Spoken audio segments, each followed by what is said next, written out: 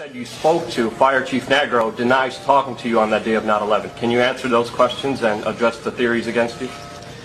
I suggest to everybody's consideration that we all look at the thousands of pages of testimony that have been rendered in the many years since 9/11. And let's use today's session for something that's... Are you aware of testimony of bombs in the building before the building collapsed, sir?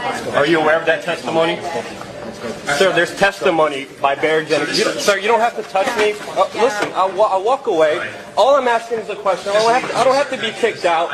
It's a legitimate question. You don't have to put your hands on me. But all I'm saying is, no, I'm not. I'm here.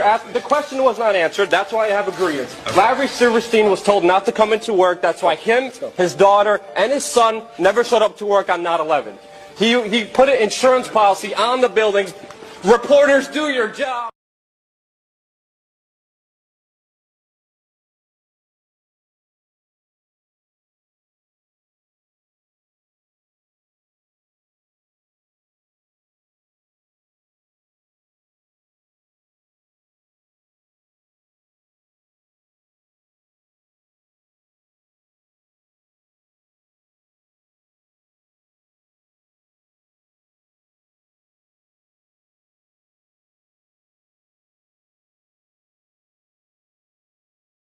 Where were you on September 11th?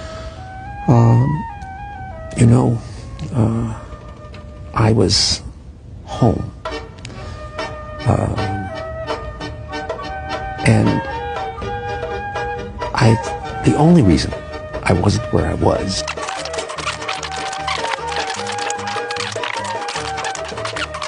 my wife, God bless her, had made an appointment for me at the doctor. And I remember dressing to go to the doctor. I'm finally saying to my wife, I said, sweetheart, I've got so much to do downtown. I got to cancel this. I've got to go downtown.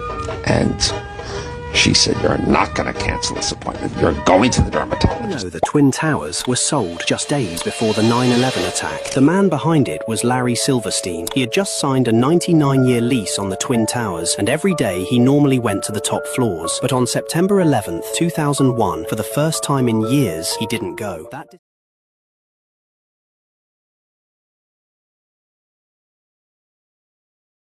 Decision likely saved his life. What makes this story even stranger is the timing. Just days before the attacks, Silverstein added special terrorism insurance to the towers. When both buildings were destroyed, he claimed billions in damages. Because two planes hit two towers, he argued it should count as two separate insurance events, which could double the payout to nearly $7 billion.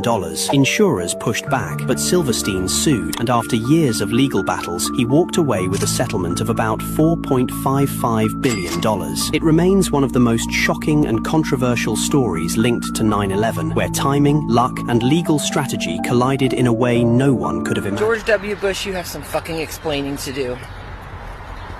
I just saw a big section of the Epstein files redacted around 9/11. Fuck, I didn't even know that people were celebrating the downing of the buildings until Trump said something about it and accused the wrong people of doing it. He said that the Arabs were doing it, but it was actually the Israelis who were doing it.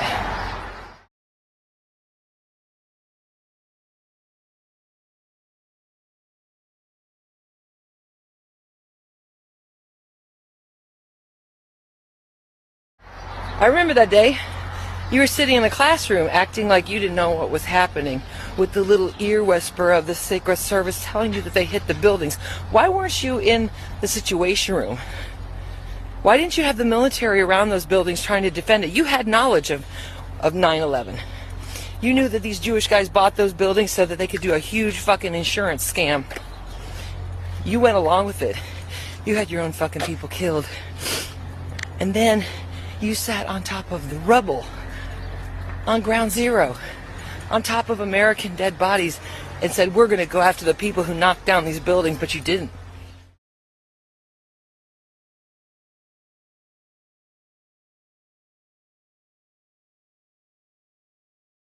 You didn't go after Israel.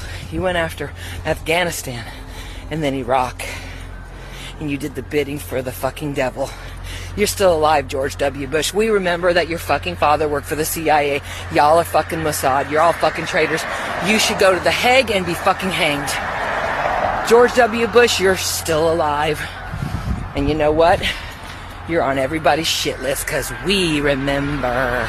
In the entirety of the world, there are about 16 million Jews total. Okay. They have connection to this land. Do they? If Bibi's family, we know they lived in Eastern Europe. There's no evidence they ever lived here.